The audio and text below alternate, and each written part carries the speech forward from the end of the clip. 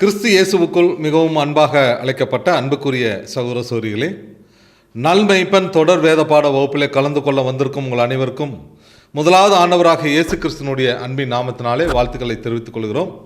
நாம் ஒவ்வொரு வாரமும் வேதத்தில் உள்ள அடிப்படை சத்தியங்களை நாம் தியானித்து வருகிறோம். இன்றைய நாளுக்குரிய பாடத்துக்குள்ளாக நாம் கடந்து வந்திருக்கிறோம். பாடத்திற்குள்ளாக கடந்து செல்வதற்கு முன்பதாக நாம் தலைகளை தாழ்த்தி ஜபத்துக்குள்ளாக நாம் வருவோம். ஜபம் செய்வோம். மகா உன்னதங்களில் வாசமாக இருக்கிற எங்கள் அன்பின் பரலோக பிதாவே, உமக்கே எல்லா துதி ஸ்தோத்திரங்களையும் ஆண்டவராகிய இயேசு கிறிஸ்தின் மூலமாக இந்த மாலை பொழுதில் ஏற்கிறோம். தந்தையே, கடந்த காலங்கள் முழுவதும் நீர் எங்கள் ஒவ்வொருவரையும் காத்து வழிநடத்தி பராமரித்து இதோ இந்த நாளை எங்களுக்கு ஈவாய் கொடுத்து இந்த நாளிலும் மாலை பொழுதிலே வேதத்திலுள்ள அதிசயங்களை நாங்கள் தியானிக்கும்படியாக எங்களை யாவரையும் ஒன்று கூட்டி இந்த தொடர் வேத பாட வகுப்பிலே கலந்து கொள்ள கிருபை செய்த தயவுக்காக நன்றி செலுத்துகிறோம். இதோ வந்திருக்கிற நாங்கள் யாவரும் எங்களுடைய சிந்தனைகளை யாவற்றையும் ஒருமுகப்படுத்தி உமக்கும் உமது நேசகுமாரனுக்கும் நாங்கள் பயந்து வாழ தேவையான பரிசுத்தாவின் வழிநடத்தலை இந்த நாளிலே கேட்கக்கூடிய பாடத்தின் வாயிலாக நீர் எங்களுக்கு தந்தள்ள வேண்டுமா என்னிடத்தில் மன்றாடுகிறோம். தூது கொடுக்க வந்திருக்கும் சகோதரனை ஆசீர்வதியும் அவரை மறைத்து நீர் வெளிப்படும்படியாக உம்மிடத்தில் மன்றாடுகிறோம்.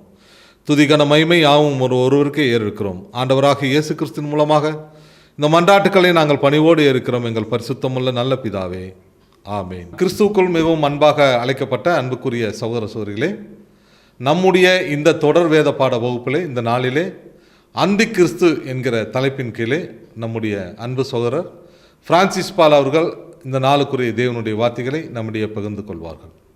கிறிஸ்து இயேசுவுக்குள் அன்பாய் அழைக்கப்பட்ட அன்புக்குரிய சகோதர சகோதரிகளே, அனைவருக்கும் ஆண்டவராய் இயேசு கிறிஸ்துடைய நாமத்தினாலே அன்பின் வாழ்த்துக்கள்.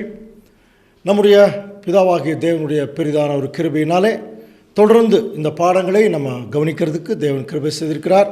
முதலாவது நம்முடைய பிதாவாகிய தேவனுக்கு நம்முடைய இரட்சகர் மூலம் நம் துதிகளையும் ஸ்தோத்திரங்களையும் நாம் ஏறெடுத்துக் கொள்வோம். அன்புக்குரிய சகோதர சகோதரர்களே, இன்றைய தினத்தில் அந்தி கிறிஸ்து அதனுடைய முதல் பாகம் கடந்த கிளாஸில் பார்த்தோம் இல்லையா? பெரிய ஒரு ஆராய்ச்சிக்குள்ளே போனோம். அதில் கடந்த வாரத்தில் பார்த்த விஷயத்தை கொஞ்சம் சுருக்கமாக பார்த்துட்டு நம்ம தொடர்ச்சியான காரியங்களுக்குள்ளே நம்ம போகலாம். சரியா? அன்புக்குரிய சகோதர சகோதரர்களே, ஆண்டவர் இயேசு கிறிஸ்து முதலாம் வருகையில் வந்துட்டு போய் திரும்பி வர்றேன்னு சொல்லிட்டு போனார். ஸோ அந்த சீஷர்கள் விசுவாசித்து அவர்கள் வாழ்ந்த காலத்திலே அவர் வந்துடுவார் என்கிற விசுவாசத்தோட தொடர்ச்சியாக வாழ்ந்துட்டு இருந்தாங்க. அப்படி வாழ்ந்துட்டு இருக்கிற போது திடீரென்று என்ன ஆயிடுச்சு, இயேசு கிறிஸ்து வந்துட்டார்னு ஒரு போதகம் அங்கே தெசலோனிக்கேயர் மக்கள் மத்தியில் அங்கே பிரபகண்ட ஆனதுனால ஜனங்கள் ரொம்ப குழம்பி போன ஒரு கண்டிஷன். அந்த டைமில் அப்போஸ்தலனாகிய பவுல் ஆண்டவர் இயேசு கிறிஸ்துடைய ராஜ்யம் அல்லது அவர் வரணும் அப்படின்னா அதற்கு முன்பாக இங்கே என்ன நடக்கணும் அப்படிங்கிறத ஒரு தீர்க்க தரிசனமாக அவர் சொன்னார். நம்ம படிச்சிருக்கோம் இல்லையா? பாருங்க, 2 தெசலோனிக்கேயர் 2ஆம் அதிகாரம் 3ஆம் வசனம் வாசிக்கலாம். எவ்விதத்தினாலும் ஒருவனும் உங்களை மோசம் போக்காதபடிக்கு எச்சரிக்கையாயிருங்கள். ஏனெனில் விசுவாச துரோகம் முந்தி நேரிட்டு கேட்டின் மகனாகிய பாவ மனுஷன் வெளிப்பட்டால் ஒழிய அந்த நாள் வராது. நமக்கு போன வாரமே அதுக்குரிய டீட்டெயில் பார்த்துட்டோம். இருந்தாலும் ஒரு ஞாபகப்படுத்திக்கலாம். ஆண்டவர் இயேசு கிறிஸ்துடைய நாள் இந்த பூமியில் வரணும் அல்லது அவர் வரணும் அப்படின்னா இந்த பூமியில் ஏற்கனவே விசுவாசத்திற்கு துரோகம் நடந்திருக்கணும். கேட்டின் மகனாகிய பாவ மனுஷன் வெளிப்பட்டிருக்கணும். அந்த பாவ மனுஷன் இப்போ உள்ள வேலை செஞ்சிட்ருக்கான் ரகசியமாக.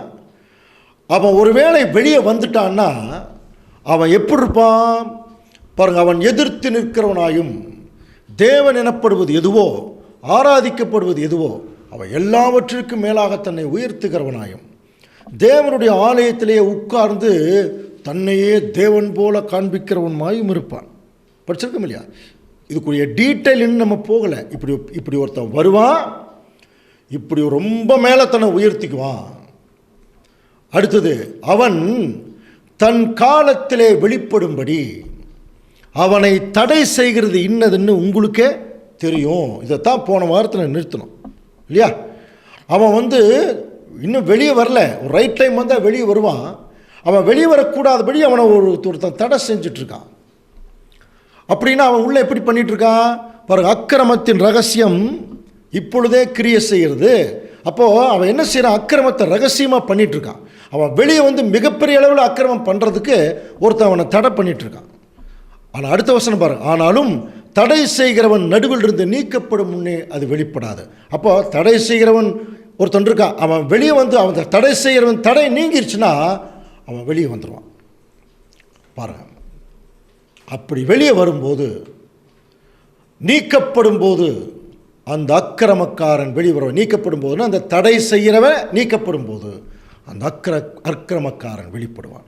அப்போது பவுல் ரொம்ப தெளிவாக ஒரு ஃபோக்கஸிங் சொல்லிட்டே வரார். அதாவது, அன்புக்குரிய சகோதர சகோதரர்களே, இயேசு கிறிஸ்துடைய 2ஆம் வருகைக்கு முன்னால் இந்த பூமியில் என்னென்ன நடக்கணும்னு 2 முக்கியமான விஷயம் நடக்கணும். ஒன்று, விசுவாசத்துக்கு துரோகம் நடந்திருக்கணும். போன வாரமே இந்த விசுவாச துரோகம் யாருன்னு பார்த்தோம் இல்லையா? ஆண்டவர் இயேசு கிறிஸ்துடைய வார்த்தைகளுக்கு ஆப்போசிட்டாக பேசி அதில் நடந்து கொள்கிற அத்தனை பேருமே அந்தி கிறிஸ்துக்கள் போன வாரமே பார்த்துட்டோம். அப்போ அந்த அந்தி கிறிஸ்துக்கள் இனிமேல் தான் வருவாங்களான்னா இல்லை, அப்போவே சொல்லிட்டார், ஏற்கனவே இருக்கிறாங்க, இனிமேல் தான் வரணுங்கிறது இல்லை. அப்போ அந்த அந்தி கிறிஸ்துவுக்கு ஒரு தலைவன் ஒருத்தன் இருக்கான். நிறைய அந்தி கிறிஸ்துக்கள் இருக்கிறாங்க. அந்த அந்தி கிறிஸ்துக்களுக்கு ஒரு தலைவன் ஒருத்தர் இருக்கான். அந்த தலைவனை குறித்து தான் அவன் அக்கிரமக்காரன், பாவ மனுஷன், கேட்டின் மகன், இந்த வார்த்தைகளை அப்போஸ்தலனாகிய பவுல் பயன்படுத்துகிறான். ஸோ அவன் பவுலுடைய காலத்திலேயே அக்கிரமம் ரொம்ப உள்ளுக்குள்ளே வேலை செஞ்சு அவன் வெளியே வரக்கூடாதபடி யார் அங்கே தடை பண்ணிட்டு இருந்தது என்று சொல்லி கடைசியாக முடித்தோம். அன்புக்குரிய சகோதர சகோதரி, அப்போ அந்த தடை செய்கிறவன் யார், அந்த அக்கிரமக்காரன் யார் அப்படிங்கிறத குறித்து தான் கடைசியாக நம்ம முடித்தோம். ஞாபகம் இருக்கா? அப்போது சரித்திரங்களுக்குள்ளே நம்ம போய் பார்க்கும்போது, அன்றைக்கு அன்புக்குரிய சகோதர சகோதரர்களே, ரோமன் கவர்மெண்ட் இருக்காங்க பார்த்தீங்களா? ரோமன் கவர்மெண்ட்டில் தான் அன்றைக்கி இஸ்ரேல் ஜனங்களும் இருந்தாங்க. ஆண்டவரும் அங்கே தான் வாழ்ந்தார். அப்போது ஆண்டவருடைய காலத்துக்கு பிறகு, அதாவது திருச்சபையின் மக்கள் ஆரம்பிக்கிறதுடைய அஸ்திவார கற்கள் சீசர்கள் தங்களுடைய ஊழியத்தை ஸ்டார்ட் பண்ணுறாங்க. அவங்களே எப்படி அந்த காலத்தில் இருந்திருக்காங்க நம்ம படிச்சிருக்க முடியாது. வீடுகளை போய் கதவை சாத்திக்கிட்டு உள்ளுக்குள்ளே ஜெபம் பண்ணி உள்ளுக்குள்ளேயே வேத வசனங்களை தியானிச்சிருக்காங்க. எல்லாம் படிச்சிருக்கிறோம் இல்லையா? ஏன்னா அவ்வளோ கொடுமைப்படுத்தியிருக்கிறாங்க அந்த ரோம பேரரசு. அவங்க என்ன பண்ணுறாங்கன்னா, யாருமே ரிலிஜனில் இந்த மாதிரி வெளியே வந்துடக்கூடாது. அப்போ உண்மையான திருச்சபையின் பிள்ளைகளும் அங்கே வேலை செய்கிறாங்க, தவறான அந்தி கிறிஸ்துக்களும் அங்கே வேலை செய்கிறாங்க. அந்த அந்தி கிறிஸ்துக்கு ஒரு தலைவன் வேறு இருக்கிறான். இவங்க 2 பேருமே வெளியே வரக்கூடாதபடி அவங்கள தடை செஞ்சிட்டு இருந்தது யார் அப்படின்னு சொல்லி பார்த்தீங்கன்னா, அன்னைக்கு இருக்கிற ரோம பேரரசு.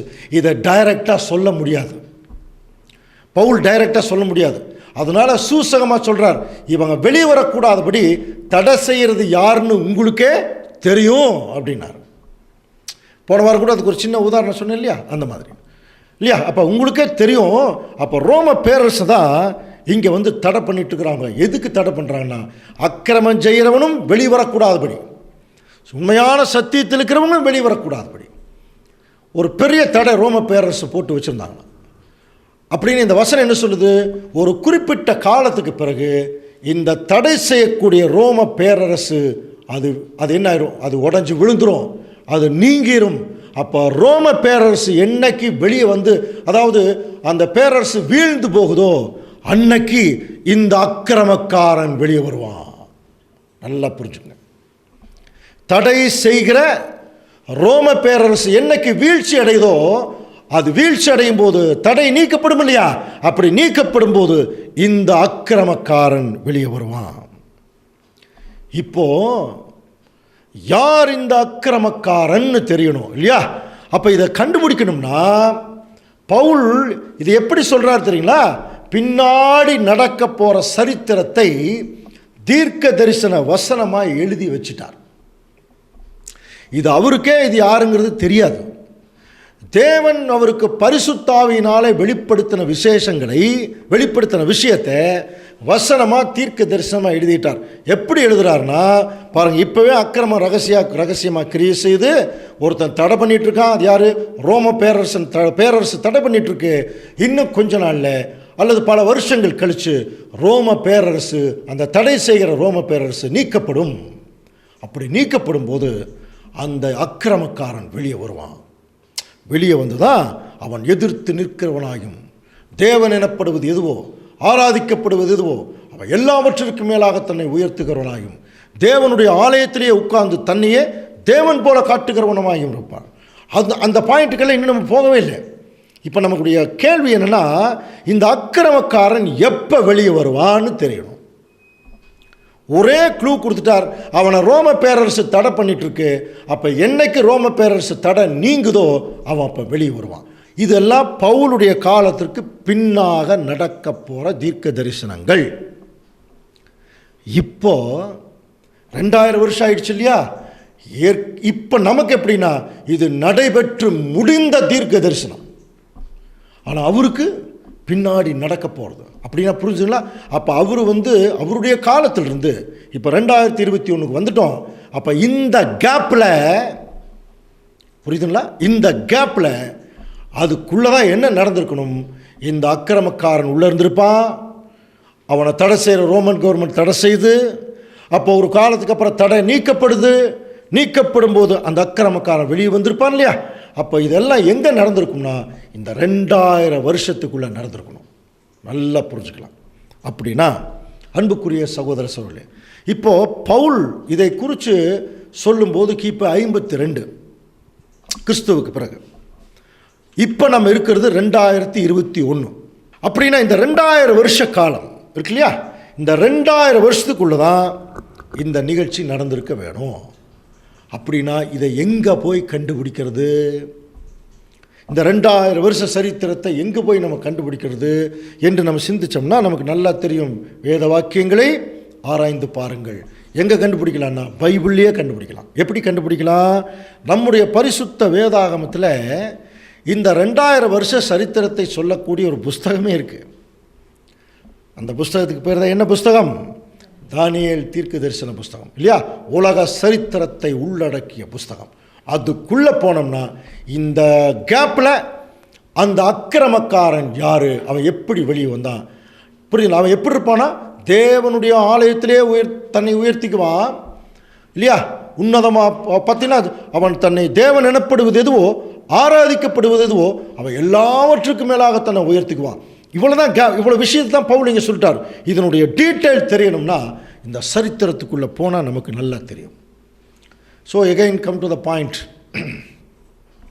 தானியேல் தீர்க்க தரிசன புஸ்தகத்தில் நம்ம ஏற்கனவே 5ஆம் உலக பேரரசுன்னு ஒரு பாடம் பார்த்துருக்குறோம். ஞாபகம் இருக்கா? ஒருவேளை இதை கவனிக்காமல் புதுசாக கேட்குறவங்க குட் ஷெப்பர்ட் யூடியூப் சேனலுக்குள்ளே போய் கவனிக்கிறீங்களா? அந்த 5ஆம் உலக பேரரசு என்கிற பாடம் அதில் இருக்குது. அதை ஓப்பன் பண்ணி நீங்கள் முதல்ல அதை கவனிச்சுருங்க, சரியா? அல்லது ஏற்கனவே கவனித்தவர்கள் மைண்டில் வச்சுக்கிட்டு இந்த சப்ஜெக்டை ஃபாலோ பண்ணுங்கள். ஏன்னா இது என்னன்னு சொல்லி இது ஒரு தொடர் வேதாகம வகுப்புகள். ஒரு பாடம் இன்னொரு பாடத்தோடு என்ன ஆயிருக்கும்? லிங்க் ஆகிருக்கும், இன்டர்லிங்க். புரியுதுங்களா? அப்போது ஒன்று கேட்காம இன்னொன்று என்ன செய்ய முடியாது, நம்ம புரிந்து கொள்ள முடியாது. இது தொடர்ச்சியான வேத பாடங்கள். அதனால தான் திரும்ப திரும்ப சொல்கிற அன்புக்குரிய சகோதர சகோதரர்களே, இந்த வரக்கூடிய பாடங்களை அந்த ஆர்டர்லையே வரிசையாக கேட்கணும். ஒருவேளை நீங்கள் இடையில இது திடீர்னு ஒரு சப்ஜெக்ட் கேட்குறதுக்கு உங்களுக்கு வாய்ப்பு கிடைச்சிருக்கலாம், நீங்கள் தேடி கண்டுபிடிச்சிருந்தா கூட நீங்கள் அந்த குட் ஷெப்பர்ட் யூடியூப் சேனலுக்குள்ளே போங்க. அதுக்குள்ளே போனீங்கனாலே முதல்ல வேதாகமத்தை முறையாக கற்பது எப்படின்னு ஆரம்பிக்கும் சப்ஜெக்ட். நல்லா புரிஞ்சுக்கலாம். அதில் ஆரம்பித்து 3 பாடங்கள் வரும். வேதத்தை முறையாக கற்றுக்கொண்டு புரிந்து கொள்வது எப்படி. அதுக்கப்புறம் 1ஆம் உலகம்னு ஒரு பாடம், 2ஆம் உலகம், 3ஆம் உலகம், அதுக்கப்புறம் 5ஆம் உலக பேரரசு. நான் சொல்கிற ஆர்டர் முடிஞ்சால் நீங்கள் எழுதி வச்சுங்க. அதுக்கப்புறம் 3 வழிகள், அதுக்கப்புறம் ஈசாக்கின் திருமணம், அதுக்கப்புறம் மீன் வலை, அப்படியே வரும். புரிஞ்சுங்களா? அதுக்கு அடுத்தது பார்த்தீங்கன்னா ஆத்துமா. ஆத்துமானா என்ன? ஆத்துமா அதுக்கு அடுத்த பாகம் லாசர் ஐஸ்வர்யவானுடைய உவமை. அதுக்கப்புறம் நரகம் அப்படின்னு ஒரு பாடம். அதுக்கப்புறம் அதாவது நியாய தீர்ப்பின் நாள் அப்படின்னு ஒரு பாடம் வரும். அதுக்கப்புறம் தேவன் ஏன் தீமையை அனுமதித்தார் ஒரு பாடம் வரும். அதுக்கப்புறம் எது கிறிஸ்துவுடைய உண்மையான திருச்சபை, கிறிஸ்துவின் சபை பாகம் 1, கிறிஸ்துவின் சபை பாகம் 2, அந்த பாகம் 3வது திரள் கூட்டம் என்கிற ஒரு பாடம். அப்பமும் அற்புதங்களும் அப்படிங்கிற ஒரு பாடம் வரும் தொடர்ச்சியாக. அதுக்கப்புறம் பார்த்தீங்கன்னா ஸ்திரீயினுடைய வித்து. ஸ்திரீயினுடைய வித்து பாடம் முடிஞ்சோன்னா அடுத்தது ஒரு டாக்டரின் சப்ஜெக்டுக்குள்ளே போகிறோம். திருத்துவம். புரியுதுங்களா? பிதாவாகிய தேவன் யார், ஆண்டவர் இயேசு கிறிஸ்து யார், பரிசுத்தாவினா என்ன? அப்போ அந்த திருத்துவங்கிற வார்த்தையே பைபிள் இல்லை. அப்போ உண்மையான தேவன் பிதாவாகிய தேவன் யாவே தேவன், அவருடைய ஒரே பேரான குமாரன் இயேசு கிறிஸ்து, அவரிடத்திலிருந்து வரக்கூடிய பரிசுத்தாவி, தெளிவான தீர்க்க தரிசனங்கள். அதுக்கப்புறம் திருத்துவம் சபைக்குள்ள நுழைந்த வரலாறு நல்லா புரிஞ்சுக்கலாம். எப்படி திருத்துவம் சபைக்குள்ளே வந்தது அப்படிங்கிற ஒரு வரலாறு.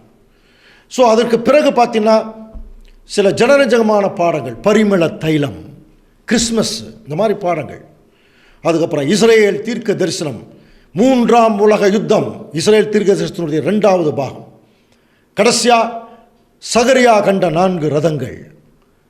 இப்போ இந்த பாடத்துக்கு ஜஸ்ட் முன்னாடி அந்தி கிறிஸ்து பாடத்தினுடைய முதல் பாகம். இப்போ நம்ம பார்த்துட்டு இருக்கிறது 2வது பாகம். இப்போ நான் சொன்ன ஆர்டரை அப்படியே நீங்கள் குறித்து வச்சுங்க. ஒருவேளை இடையில இந்த சப்ஜெக்டை நீங்கள் கேட்டிருந்தா குட் ஷெப்பர்ட் யூடியூப் சேனலுக்குள்ளே போய் நான் சொன்ன ஆர்டரில் அப்படியே வரிசையாக நீங்கள் எழுதி வச்சு ஒவ்வொரு பாடமாக எடுத்து நீங்கள் பார்த்துட்டே வாங்க. இது எதுக்காக சொல்ல வரேன்னா, 5ஆம் உலக பேரரசு சப்ஜெக்ட் ரொம்ப கிராண்டான ஒரு சப்ஜெக்டு. அது இந்த காலத்திற்குரிய ஒரு பாடம். ஸோ இந்த சிலையை நீங்கள் பார்த்தீங்கனாலே அந்த சப்ஜெக்ட் உங்களுக்கு ஞாபகத்துக்கு வரும். தானியேல் தீர்க்க தரிசன புஸ்தகத்தில் நேபுகாத் நேச்சார் ஒரு பெரிய சிலையை பார்க்குறார். அது தலை பொண்ணு, மார்பும் புயங்களும் வெள்ளி, வயிறும் துடையும் வெண்கலம், அப்புறம் கால் பகுதி இரும்பு, அப்புறம் பாதப்பகுதி இரும்பும் களிமண்ணும் கலந்தது. இவர் பார்த்துட்டு இருக்கும்போதே கையால் பயிர்க்கப்படாத ஒரு கல் மலையிலிருந்து வந்து பாதத்தில் அடிச்சோன்ன சிலையே கம்ப்ளீட்டாக காற்று பறக்கடிக்கிற பதர் மாதிரி போயிடுச்சு. சிலையை மோதின கல்லோ வென்றால் பெரிய பர்வதமாயிடுச்சு. ஞாபகம் இருக்கா? இந்த சப்ஜெக்ட் ஞாபகம் இருக்கா? அப்போ அதனுடைய பொருள், அதுக்கு தானியேல் தெளிவாக விளக்கம் சொன்னார். அந்த தலை பொன்னாகிய அந்த தலை நீரே பாபிலோன் கவர்மெண்ட்டு, அதனுடைய மார்பும் புயங்களும் வெள்ளி மேதோ பெர்ஷியா கவர்மெண்ட்டு, அப்புறம் வயிறும் தொடையும் வெண்கலம் கிரேக்க ராஜ்யம், அப்புறம் கீழே நீண்ட கால் பகுதி இரும்பு ரோம ராஜ்யம். அதில் தான் ஆண்டவர் இயேசு கிறிஸ்து வந்தது. இப்போ கடைசியாக இருக்கிறது இரும்பும் களிமண்ணும் கலந்து லாஸ்ட் குதிங்கால் பகுதி வந்து இரும்பு மாதிரி வல்லரசு நாடுகளும் களிமண் மாதிரி சாதாரண நாடுகளோட இடத்துல ஒன்று கூடி இருக்கிறாங்க ஐக்கிய நாடுகள் சபை. அவங்களால சமாதானத்தை ஏற்படுத்த முடியாது. ஆண்டவர் இயேசு கிறிஸ்து வந்து தான் ஏற்படுத்தணும். அதுக்குள்ளேயே ஒரு மகா பெரிய பேரழிவை இந்த பூமி சந்திக்கும். இந்த ராஜாக்களின் நாட்களில் பரலோகத்தின் தேவன் என்றைக்கும் அழியாத ஒரு ராஜ்யத்தை ஏற்படுத்துவார். தெளிவாக அந்த வசனம் படிச்சிருக்கிறோம். நாம் இருக்கக்கூடிய காலப்பகுதியிலேயே ஆண்டவர் இயேசு கிறிஸ்துடைய ராஜ்யம் உள்ள வந்துடும். அதை ஊர்ஜிதப்படுத்துகிற சப்ஜெக்ட் தாங்க அந்த தானியேல் 2ஆம் அதிகாரத்தில் அந்த சிலை. சரியா? ஓகே. இதை வந்து நேபுகாத் நேச்சாருக்கு வெளிப்படுத்திட்டு இப்போ தானியேலுக்கு ஒரு பெரிய ஆவல். என்ன ஆவல்னா, நேபுகாத் நேச்சாருக்கு இந்த கணவனுடைய அர்த்தத்தை சொல்லிட்டார், அதனுடைய டீட்டெயிலை அறிந்து கொள்ள வேணும்னு தானியேலுக்கு ரொம்ப ஆவல். தேவனை நோக்கி கேட்குறார். அப்படி கேட்கும்போது தானியேலுக்கே இந்த கணவனுடைய டீட்டெயிலான விஷயத்தை வேறொரு விஷனில், அதாவது தரிசனத்தில் தேவன் அங்கே சொல்ல வர்றார். அந்த தரிசனத்துக்குள்ளதாங்க இந்த அக்கிரமக்காரன் யாரு, அவன் எந்த டைமில் வெளியே வருவாங்கிற விஷயம் வரப்போகுது. அன்புக்குரிய சகோதர சகோதரி, இப்போ நம்ம எங்கே போகலாம்? தானியேல் கண்ட கனவுக்கு போகலாம். அதை அந்த சப்ஜெக்ட்லையும் பார்த்தோம். பட் இருந்தாலும் இப்போது அதை ரீகால் பண்ணோம்னா தான் ரொம்ப நல்லது. தானியேல் 7ஆம் அதிகாரம் 1ஆம் வசனம். பாபிலோன் ராஜாவாகிய பெல்சாத்சாரின் 1ஆம் வருஷத்திலே தானியேல் ஒரு சொப்பனத்தையும் தன் படுக்கையின் மேல் தன் தலையில் தோன்றின தரிசனங்களையும் கண்டான். பின்பு அவன் அந்த சொப்பனத்தை எழுதி காரியங்களின் தொகையை விவரித்தார். இப்போ ஒரு சொப்பனம் தரிசனம் பார்க்கிறார். இப்போ அதை விளக்கி சொல்றார். என்ன விளக்குறார் பாருங்க. அவர் என்ன பார்க்குறாருன்னா, வானத்தின் 4 காற்றுகளும் சமுத்திரத்தில் வந்து சமுத்திரத்தின் மேலே அடிச்சுதான். அடிக்கும்போது வெவ்வேறு ரூபமுள்ள 4 பெரிய மிருகங்கள் சமுத்திரத்திலிருந்து எழும்பின. புரியுதா? ஒவ்வொன்றா சமுத்திரத்திலிருந்து 4 வெவ்வேறு ரூபமுள்ள மிருகங்கள் பாருங்க. இந்த மாதிரி தான் படத்தில் தெரியுது இல்லையா? அந்த சமுத்திரத்திலிருந்து 4 பெரிய மிருகங்கள். அதில் முதல் மிருகம் சிங்கத்தை போல் இருந்தது. அதற்கு கழுகின் சட்டைகள் கொடுக்கப்பட்டது. நான் பார்த்து கொண்டிருக்கையிலே அது இறகுகள் பிடுங்கப்பட்டது. அது தரையிலே விழுந்து மனுஷனுடைய இருதயம் அதுக்கு கொடுக்கப்பட்டதுன்னு போட்டிருக்கும். புரியுதுல? பாருங்க இந்த சிங்கம். அப்போ முதல் மிருக சிங்கம் மாதிரியா அதுக்கு கழுகின் சட்டைகள் வேறு இருக்குது. அது மேலே பறந்து போகும்போது திடீர்னு சட்டைகள் பிடுங்கப்பட்டு கீழே விழுந்துருச்சு. சரியா? 2வது பார்க்கிறார். வாசிக்கலாம். தானியேல் 7:5. பின்பு கரடிக்கு ஒப்பாகி வேறொரு 2ஆம் மிருகத்தை கண்டேன். அது ஒரு பக்கமாய் சாய்ந்து நின்று தன் வாயின் பற்களுக்குள்ளே 3 விழா எலும்புகளை கவ்விக்கொண்டிருந்தது. கவனிக்கிறீங்களா? அப்போ கரடி, 2வது மிருகம் கரடி. அது வந்து பார்த்தீங்கன்னா பாருங்க, ஒரு பக்கம் இப்படி சாஞ்சிருக்கா, ஒரு பக்கம் சாஞ்சிருக்கு. அப்போ அதனுடைய வாயில் 3 விலா எலும்புகள் இருக்குது. வெகுமாமிசம் தின்னென்று அதற்கு சொல்லப்பட்டது. பாருங்கள், இந்த படத்தை பார்த்தீங்கன்னா தெரியும். கரடி ஒரு பக்கம் சாஞ்சிருக்கு, இப்படி அதனுடைய வாயில் 3 விலா எலும்புகள் இருக்குது. அது வெகுமாமிசம் தின்னென்று சொல்லப்பட்டது. இது 2வது மிருகம். 3வது பார்த்தீங்கன்னா அடுத்தது பாருங்கள், தானியேல் 7ஆம் அதிகாரம் 6ஆம் வசனம். அதன் பின்பு சிவிங்கியை போலிருக்கிற வேறொரு மிருகத்தை கண்டேன். அதன் முதுகின் மேல் பட்சியின் செட்டைகள் 4 இருந்தது. அந்த மிருகங்களுக்கு 4 தலைகளும் உண்டாயிருந்தது. 3வது மிருகம் பார்த்தீங்கன்னா சிவிங்கி. அது நம்ம அந்த சப்ஜெக்ட் எடுக்கிற போதே சொல்லியிருக்கோம். அன்புக்குரிய சகோதர சகோதரிகளை நீ ஞாபகத்தில் வச்சுங்க. அந்த சிவிங்கி அல்ல, சிறுத்தை, லெப்பர்டுன்னு தான் இருக்கும் இங்கிலீஷில். நல்லா புரிஞ்சுக்கலாம். தமிழில் இது எல்லாத்துலேயும் சிவிங்கின்னு மொழிபெயர்த்துட்டாங்க, வேற ஒன்றும் இல்லை. சிவிங்கி அல்ல, சிறுத்தை. இப்போ பாருங்கள், நான் 3வது மிருகம் சிறுத்தை. அப்போ அதுக்கு 4 தலை வேறு இருக்குதான். பாருங்கள், அது முதுகின் மேல் பட்சியின் 4 செட்டைகள் 4 இருக்குது. அந்த மிருகத்துக்கு 4 தலைகள் இருக்குது. அப்போது அது ஒரு மிருகம். பாருங்கள், இந்த மாதிரி 4 தலை, அப்புறம் 4 செட்டைகள் வேறு இருக்குது. இது 3வது. இந்த 3 மிருகங்களுக்குமே நமக்கு தெரிந்த அளவுக்கு சிங்கம், கரடி, சிறுத்தை.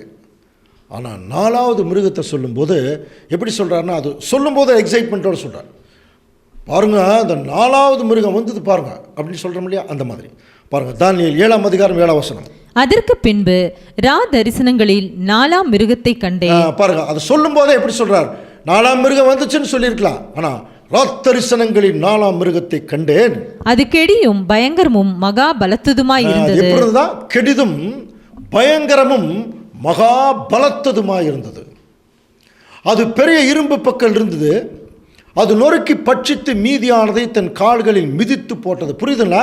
அதாவது 4வது மிருகம் வந்தது பாருங்க, அது பயங்கரமான ஒரு மிருகம், பார்க்கறக்கே பயங்கரமாக இருக்கு. சச் அ ஃபெரோஷியல் அனிமல் அப்படின்னு சொல்லுவாங்க. ரொம்ப பயங்கரமான ஒரு மிருகம். அது கெடிதும் பயங்கரமாக இருக்குது. அது என்ன பண்ணுதான், அது இரும்பு பல்லு, வாயில் கிடைக்கிறதெல்லாம் நல்லா கடிச்சு கொதறி மிச்சமாகி கீழே விழுகுது பாருங்க. அது காலில் போட்டு மிதிக்குமா. அப்படின்னா எவ்வளோ கொடூரமான மிருகம் பாருங்கள். அது தனக்கு முன்னே இருந்த எல்லா மிருகங்களை பார்க்கலும் வேற்றுருவமாயிருது. இப்போ பாருங்கள், இதை நான் சொல்லிகிட்டு இருக்கிறத தானியேல் அப்படியே விஷனில் பார்க்குறாரு. முதல் மிருகம் சிங்கம், கழுகு, செட்டைகள் அப்படியே வருது. 2வது அந்த கரடி ஒரு பக்கம் சாஞ்சிருக்கு. அது ஏன் ஒரு பக்கம் சாஞ்சிருக்கு? நடுவில் ஒரு 3 விலா எலும்புகள் பாருங்கள். 3வது பார்த்தீங்கன்னா சிறுத்தை. இது என்ன சிறுத்தை? 4 அந்த தலை, அப்புறம் 4 சட்டைகள் பார்த்துட்டே இருக்கார். 4வது பார்த்தா இது என்னங்க மிருகம், பயங்கரமாக இருக்கு. உத்து பார்க்குறார். அப்படி உற்று பார்த்து கொண்டிருக்கும் போது அந்த மிருகத்திற்கு 10 கொம்புகள் இருந்தது. 4வது வந்தது பாருங்க, அந்த மிருகத்துக்கு எத்தனை கொம்பு இருக்கா? 10 கொம்பு இருந்துதான். இந்த மாதிரி இதெல்லாம் இது ஒரு இமேஜினேஷன் பிக்சர் தான். நீங்கள் இப்படி தான் இருந்திருக்கும்னு தயவுசெய்து நினைக்க வேண்டாம். இந்த மாதிரி சில வசனங்களை பார்த்துட்டு சில பேர் என்ன பண்ணுவாங்க, இப்படி இருந்திருக்கலாம் அப்படின்னு சொல்லி போடுவாங்க. ஆனால் பார்த்தாலே எப்படி இருக்குதுங்க, ரொம்ப கொடூரமான மிருகம் மாதிரி தெரியுது இல்லையா? அப்போது பாருங்கள், அதை பார்த்துட்டு இருக்கும்போதே அந்த மிருகத்துக்கு 10 கொம்பு இருந்து தான். இப்போ அவருக்கு ஒரு ஆச்சரியம். மற்ற மிருகத்துக்கெல்லாம் அந்த மாதிரி கொம்பு இல்லை. ஆனால் இந்த மிருகத்துக்கு எப்படி இருக்குது, 10 கொம்பு இருக்குது. அதை உத்து கவனிக்கிறார்.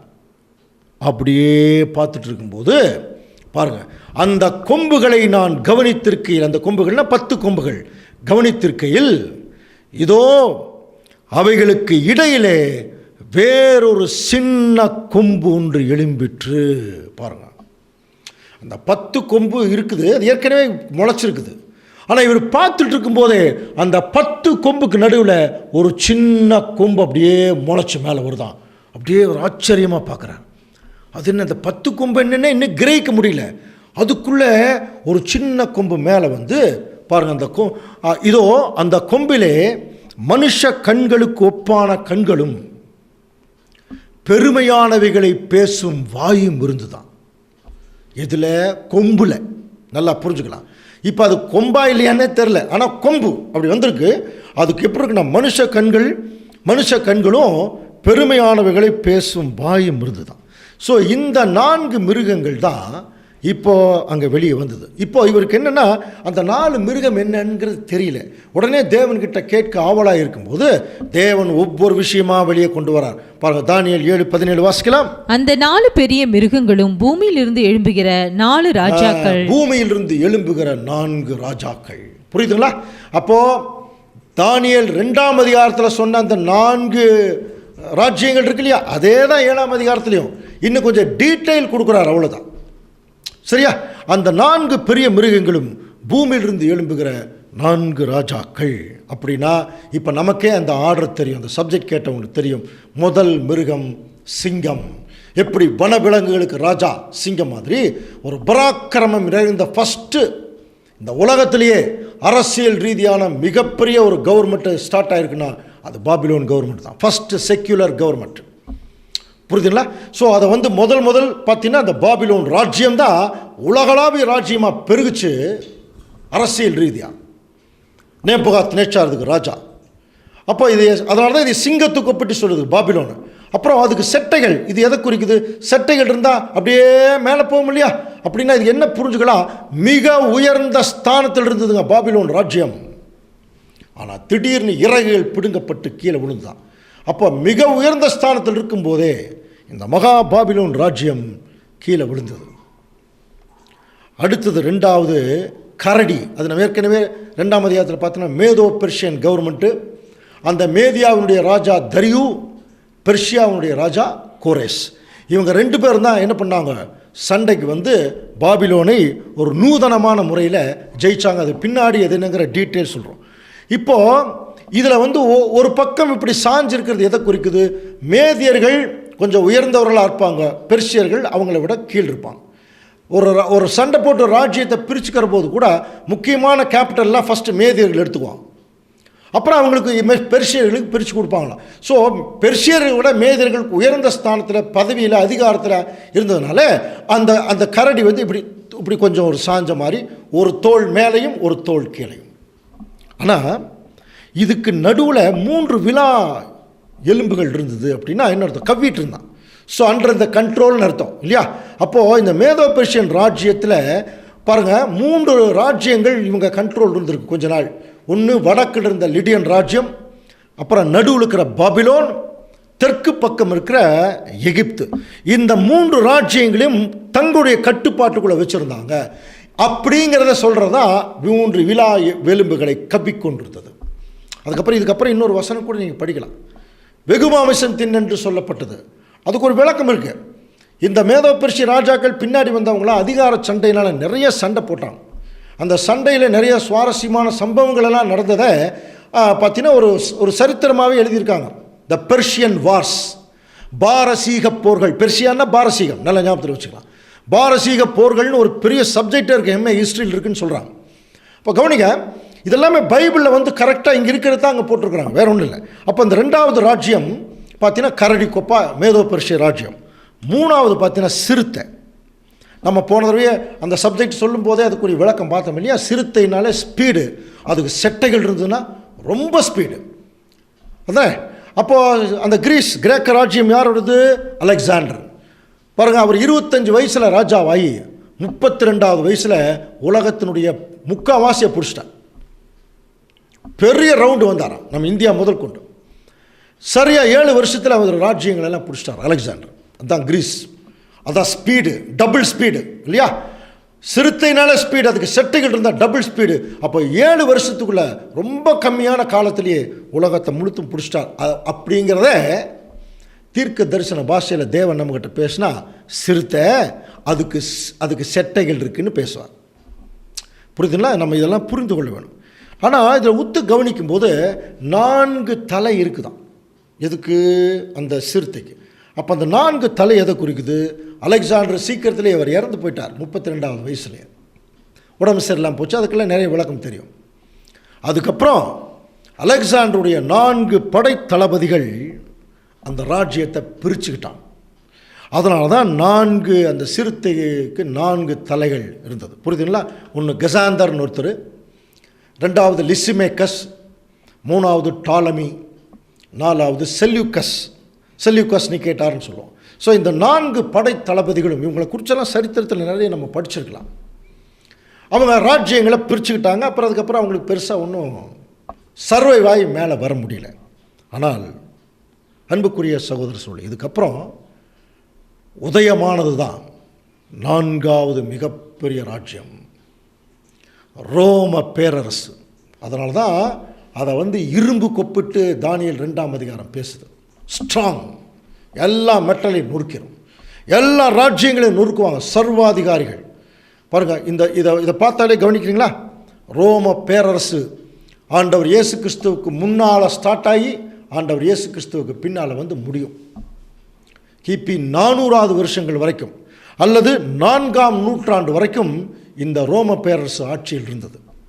ஆண்டவர் இயேசு கிறிஸ்து இந்த பூமியில் பிறக்கும்போது ரோம பேரரசனுடைய ராஜா பேரரசன் அகஸ்டஸ் சீசர், அகஸ்து ராயனால் கட்டளையிடப்பட்டதுன்னு படிக்கிறோம் இல்லையா? அகஸ்டஸ் சீசர் தான் அங்கே ரோம பேரரசனாக இருக்கிறான். அதுக்கப்புறம் திபேரிய சீசர் வந்தான் கிறிஸ்துவுடைய 11வது வயசில். அதுக்கப்புறம் கிளவுதராயன் கிளாடியஸ் சீசர் வந்தான். அதுக்கப்புறம் நிறைய ரோம பேரரசர்கள் வந்தாங்க. சரியா? இது எப்படி ஒரு இரும்பு எல்லாத்தையும் அடித்து நொறுக்குதோ அந்த மாதிரி அந்த ரோம பேரரசு எல்லாத்தையும் அடித்து நொறுக்குச்சு. அதனால தான் இதுக்கு விளக்கம் கொடுக்குறா பாருங்க. தானியேல் 7:23 வாசிக்கலாம். அவன் சொன்னது, 4ஆம் மிருகம் பூமியிலே உண்டாகும் 4ஆம் ராஜ்யம், பூமியிலே உண்டாகும் 4வது ராஜ்யம், அது எல்லா ராஜ்யங்களை பார்க்கிலும் வேறா இருந்து. பார்த்தீங்களா? அப்ப மற்ற ராஜ்யங்களை விட ரொம்ப டிஃபரெண்டா இருக்கும். பட் அதே சமயத்தில் பூமியை எல்லாம் பட்சித்து அதை மிதித்து அதை நொறுக்கி போடும். எல்லா ராஜ்யங்களையும் தங்களுடைய கட்டுப்பாட்டுக்குள்ள வச்சிருக்குமா. ஸோ இது பாருங்க, தானியேல்ல 7ஆம் அதிகாரத்தில் தானியேலுக்கு இந்த விஷனுக்கு விளக்கம் சொல்லிட்டு இருக்கார் தேவன். 4வது ராஜ்யம் ரோம பேரரசா? இதை அவர் பார்த்துட்டு இருக்கும் போதே அந்த மிருகத்தில் ஒரு 10 கொம்பு இருந்தது இல்லையா? அந்த 10 கொம்பு என்ன அப்படிங்கிறார். இப்போ 4வது ராஜ்யம் பூமியில் எழும்பக்கூடிய 4வது ராஜ்யம் சொல்லிட்டார். இன்னைக்கு நம்ம கண்டுபிடிச்சிட்டோம் அது ரோம ராஜ்யம். ஆனால் அதுக்கு ஒரு 10 கொம்பு இருந்துன்னு படிக்கிறோம் இல்லையா? அந்த 10 கொம்பு என்னன்னு உத்து கவனிக்கும் போது தேவன் விளக்கம் சொல்றார் பாருங்க. தானியேல் 7:24 அந்த 10 கொம்புகள் என்னவென்றால் அந்த ராஜ்யத்தில் எழும்பும் 10 ராஜாக்கள். ஞாபகம் இருக்குல்ல? நம்ம அந்த 5ஆம் உலக பேர் சப்ஜெக்ட்லேயே அதை குறித்து பார்த்துருக்கோம். இங்கே தானியேல் 7ஆம் அதிகாரத்தில் 10 கொம்பு, தானியேல் 2ஆம் அதிகாரத்தில் 10 விரல். அந்த 4வது ரோம பேரரசு சொல்லும்போது அதுக்கு 10 விரல் இருந்துச்சுன்னு படிக்கிறோம் இல்லையா? ஸோ 10 விரல் தானியேல் 2ஆம் அதிகாரத்தில் இருக்கிற 10 விரலும் தானியேல் 7ஆம் அதிகாரத்தில் இருக்கிற 10 கொம்பும் 10 ராஜ்யங்களை அது குறிக்குது. உங்களுக்கு ஞாபகம் இருக்கா? அந்த 10 ராஜ்யங்கள் ரோம பேரரசு ஆட்சி பண்ணி கொண்டிருக்கும் போது கிபி 4வது நூற்றாண்டில் உதயமானது தாங்க ஐரோப்பா கண்டத்தில் 10 ராஜ்யம். இன்னைக்கு வரைக்கும் அந்த ராஜ்யங்கள் பொலிவுடன் இருந்துட்டு இருக்கு. புரியுதுங்களா? இன்னைக்கு அந்த ராஜ்யங்கள் இருக்கு. அது எப்போ உதயமானது? அந்த 10 கொம்புகள் 10 ராஜ்யங்கள்லாம் கிபி 4ஆம் நூற்றாண்டுக்கு பிறகு. அந்த 10 விரல் அதில் முதன்மையான ராஜ்யம் என்ன தெரியுங்களா? நம்ம படிச்சிருக்கிறோம் பாருங்கள். இங்கிலாந்து ஃபஸ்ட்டு, இங்கிலாண்டு தாங்க ஸ்டெப்பு மேலே வந்தது. அதுக்கப்புறம் Poland, France, Germany, Belgium, Portugal, Spain, Austria, Sweden, Denmark. இப்போ சில நாடுகளெல்லாம் உதயமாயிடுச்சு. நெதர்லாண்டு, சுவிட்சர்லாண்டு, அப்புறம் உக்ரைனு, இந்த மாதிரி சில நாடுகள் நிறைய வந்துருச்சு. ஆனால் இந்த நாடுகளெல்லாம் இப்போ தான் வந்திருக்கு. ஆனால் ஸ்டார்டிங்கில் ரோம பேரரசு ஆண்டு கொண்டிருக்கும் போதே கிபி 4வது நூற்றாண்டில் இந்த 10 ராஜ்யங்களும் உதயமாச்சு. இங்கே என்னென்னவெல்லாம் மாற்றங்கள் நடக்குதோ அத்தனை உலகத்துக்கு இன்னைக்கு வரைக்கும் போயிட்டுருக்கு. கலாச்சாரம் ஆகட்டும் அல்லது வேறு ஏதாவது சம்பிரதாயங்கள் ஆகட்டும், பார்த்தீங்கன்னா இன்றைக்கும் அங்கே என்ன நடக்குதோ அதனுடைய பாதிப்பு இங்கேயும் இருக்கும். இப்போ சமீபத்தில் சின்ன சின்ன பசங்கள்லாம் பார்த்தீங்கன்னா நடுவில் ஒரு புதர் வளர்த்திட்டு சைடில் ஃபுல்லாக வெட்டி விட்டு திரிகிறாங்க பாருங்கள். இப்போ கவனிச்சிருக்கீங்களா? எங்கே பார்த்தாலும் பசங்க அப்படித்தான் திரிகிறாங்க. அது அங்கேருந்து வந்தது தான். மிதவை பேருந்திலிருந்து அங்கே என்னென்னவெல்லாம் நடக்குதோ அத்தனையும் இங்கே என்ன ஆகும்? எக்ஸ்போர்ட் ஆன மாதிரி வந்துடும். அது அன்னையிலிருந்து இன்னைக்கு வரைக்கும் வந்துட்டுருக்கு பாருங்கள். அன்புக்குரிய சகோதர சகோதரரை கொஞ்சம் கவனிக்கலாம். அப்போது இந்த 10 ராஜ்யங்கள் கிபி 4ஆம் நூற்றாண்டில் இந்த 10 கொம்புகள் முளைச்சு தான் இந்த 10 ராஜ்யங்கள் வந்தது. இப்போ அதையும் உற்று கவனிக்கிறார். அந்த 10 ராஜ்யங்களை பார்த்துட்டு இருக்கிறாராம். இப்போ கவனிங்க, தானியேல் 7ஆம் அதிகாரம் 8ஆம் வசனம். அந்த கொம்புகளை நான் கவனித்திருக்கையில், அந்த கொம்புகளை நான் கவனித்திருக்கையில். இப்போ அந்த 10 கொம்புகளை பார்க்குறார். இப்போ நம்ம எந்த டைமுக்கு வந்துட்டு தெரியுங்களா? ஆண்டவர் இயேசு கிறிஸ்துவுக்கு பின்னாடி 400 வருஷங்களுக்கு பிறகு வந்தாச்சு. அப்போ தான் இந்த 10 கொம்புகள் உதயமாக இருக்கு. இந்த 10 கொம்புகளை நான் கவனிச்சிருக்கையில், இதோ அவைகளுக்கு இடையிலே வேறொரு சின்ன கொம்பு எழும்பிற்று. ஒரு சின்ன கொம்பு ஒன்று எழும்பிற்று. புரியுதுங்களா? அவைகளுக்கு இடையில் ஒரு சின்ன கொம்பு. அந்த கொம்பிலே மனுஷ கண்களுக்கு ஒப்பான கண்களும் பெருமையானவைகளை பேசும் வாயும் இருந்தது. அப்போது இதை குறித்து டீட்டெயில் தெரியணும்னு ஆசைப்படுறார். அந்த கண்களையும் பெருமையானவைகளை பேசும் வாயும் உடையதும் மற்றவர்களை பார்க்கிலும் பருமனாய் தோன்றினதுமாயிருந்த அந்த வேறே கொம்பை குறித்தும் அவற்றின் பொருளை குறித்தும் அறிய மனதாயிருந்தேன். இப்போ என்ன கேட்குறாருன்னா, இந்த 10 கொம்புகள் யார் தேவனே அப்படின்னு கேட்கும்போது தேவன் சொல்கிறார், அந்த 10 கொம்பு வேற ஒன்றும் இல்லைப்பா, அந்த ரோம ராஜ்யத்துக்கு பிறகு கிபி 400வது வருஷம் அல்லது 4ஆம் நூற்றாண்டில் எழும்பக்கூடிய பெரிய 10 நாடுகள் ஐரோப்பா கண்டத்தில் அப்படி எழும்பி வருது ஆண்டவர். அது கரெக்ட், ஒருவேளை புரிஞ்சுது ஆண்டவரே. ஆனால் திடீர்னு பார்த்தீங்கன்னா அந்த 10 கொம்புகளுக்கு நடுவில் ஒரு சின்ன கொம்புன்னு மேலே வந்திருக்கே, அது என்னன்னு தெரிய ரொம்ப ஆவலாக இருக்கேன். அது என்னன்னு தெரிய ரொம்ப ஆவலாக இருக்கேன். அது என்னன்னு கொஞ்சம் சொல்லுங்க. அதுக்கு ஒரு விளக்கம் சொல்கிறார்.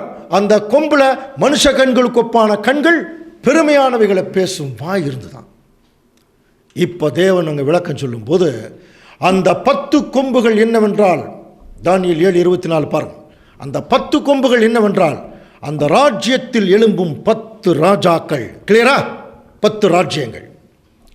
அவர்களுக்கு பின்பு, புரியுதா? அப்ப கிபி 400வது வருஷங்களுக்கு பின்பு ஏதோ ஒரு டைம்ல வேறொருவன் எழும்புவான். கவனிங்க, முந்தின வசனத்தில் கொம்பு வந்துச்சு, சின்ன கொம்பு வந்துச்சுன்னு சொன்னார் இல்லையா? அந்த கொம்பை பற்றி இப்போ விளக்கம் சொல்லும் போது அந்த கொம்பில் அந்த 10 ராஜ்யங்கள் இருந்து கொண்டிருக்கும் போதே திடீரென்று ஒருத்தன் வருவான். அந்த 10 ராஜ்யத்துக்கு கொண்டு வந்து மேலே வேறொருவன் எழும்பி வந்து எல்லா ராஜ்யங்களையும் தாழ்த்தி போடுவானா. பாருங்க, இப்படி ஒரு மிருகம் பார்த்துட்ருக்கார். இது ரோம பேரரசுங்கிறது கிளியராக சொல்லிட்டார். அதுக்கு மேலே 10 கொம்பு இருக்கு. அந்த 10 கொம்பு ரோம பேரரசுக்கு பின்னாடி வரக்கூடிய 10 ராஜ்யங்கள், அதையும் கிளியராக சொல்லிட்டார். இவர் உற்று கவனிக்கும் போது ஒரு சின்ன கொம்பு அதனுடைய நடுவிலிருந்து முளைச்சி வந்தது. அதை உற்று பார்க்கும்போது தேவனே சொல்றார், அது கொம்பல்ல, ஒரு மனுஷன் எந்திரிச்சு வருவான் அந்த 10 ராஜ்யங்களுக்கு இருந்து.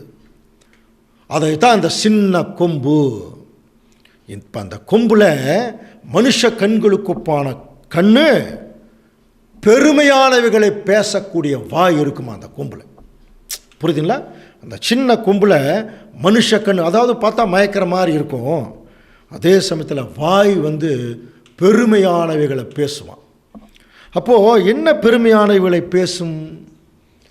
நமக்கு நல்லா தெரியும் அன்புக்குரிய சகோதர சகோதரர்களே, பெருமையானவைகளை பேசுகிறவங்களாம் யாருன்னா பிசாசு தான். நல்லா புரிஞ்சுக்கலாம்.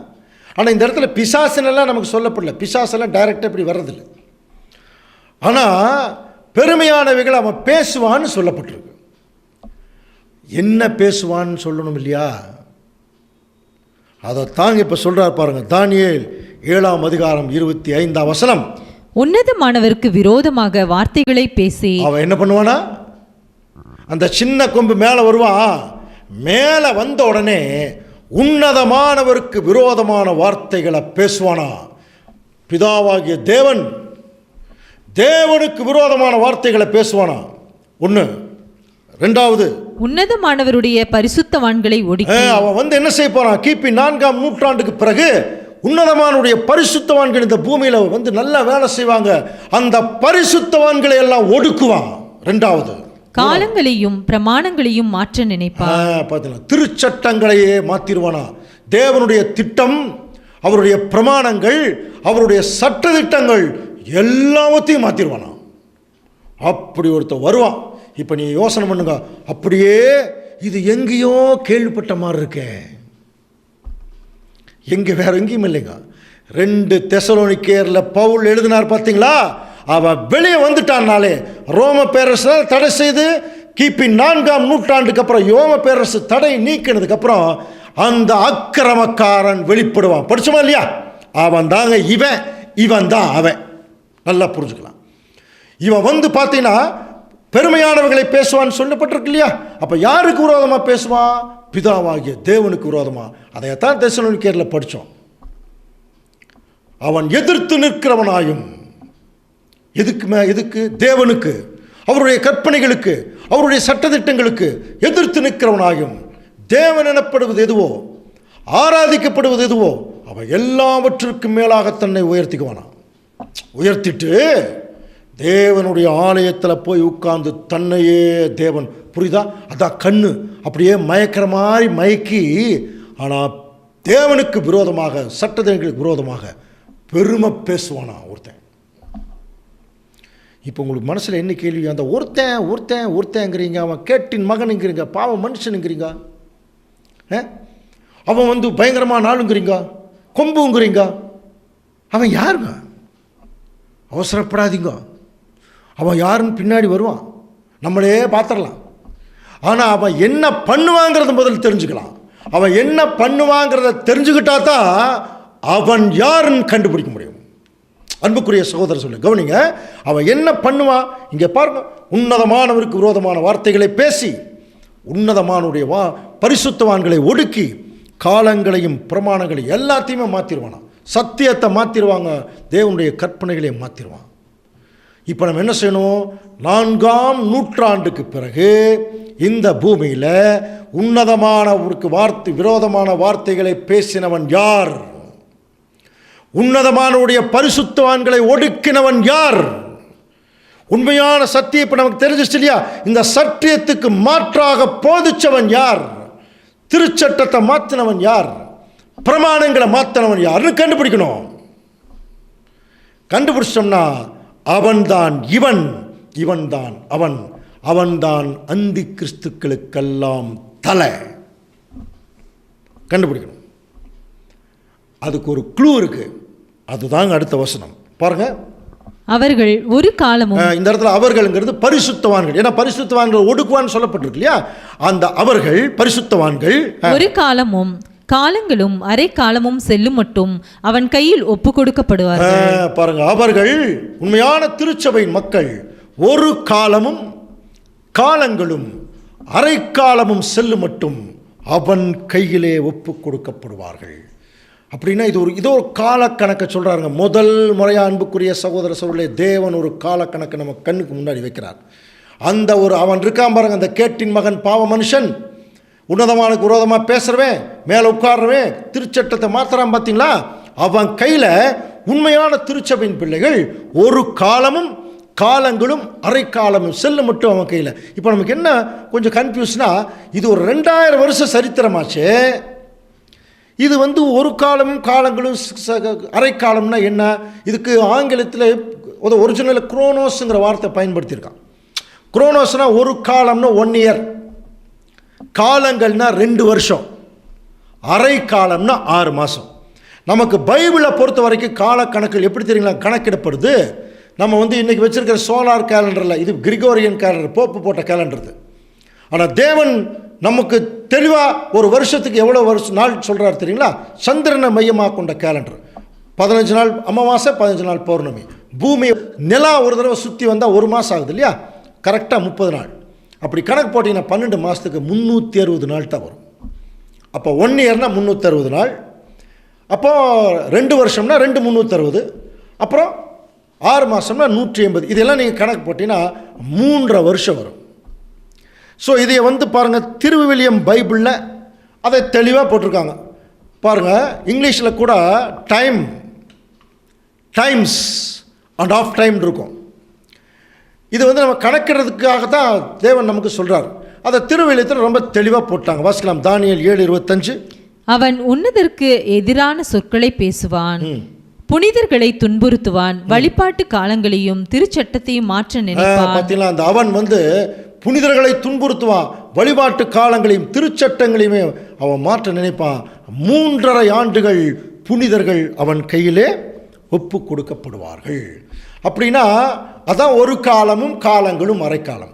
அப்போ இது 2000 வருஷம் சரித்திரமாச்சே, வெறும் 3 வருஷம் அவங்க கையில் இவங்க மாட்டுவாங்கன்னு சொல்கிறது எப்படி இருக்கும் என்று பார்க்கும்போது அது கரெக்டாக செட் ஆகாது. ஏன்னா அது 2000 வருஷம் சரித்திரம், ஆனால் இங்கே வெறும் 3 வருஷம் தான் சொல்லியிருக்கு.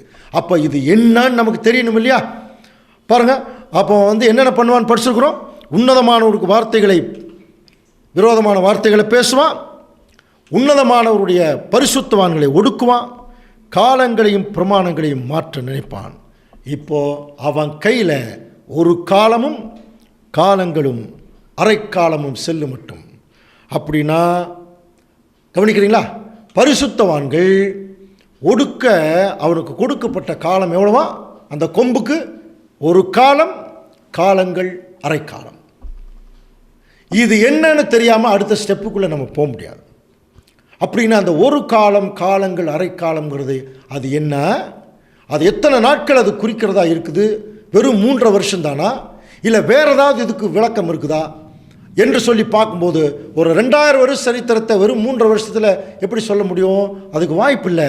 அப்படின்னா அந்த கொம்பு யாருங்கிறத கண்டுபிடிக்கணும்னா அந்த ஒரு காலமும் காலங்களும் அரைக்காலம் அப்படிங்கிற விஷயத்துக்கு ரொம்ப டீட்டெயிலான ஒரு தெளிவு நமக்கு கிடைச்சா மட்டும்தான் அந்த கொம்பு யாருங்கிறத நம்ம கண்டுபிடிக்க முடியும்.